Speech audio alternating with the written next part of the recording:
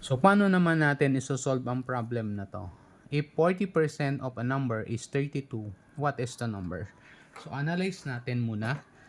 40% of a number is 32. So, ang 32 is 40%. So, kunin natin ang 10%. Paano natin kukunin ang 10%? I-divide natin ang 32 ng 4. Kasi 40%, di ba? So, 32 divided by 4 is 8. Right? So, 8 is 10%. This is 10%. A number is 100%.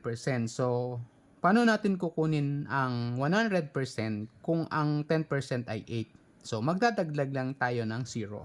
So, answer is letter B, 80. 10% is 8. So, 100% is 80. So, 40% of 80 is 32. Alright? So, thank you so much.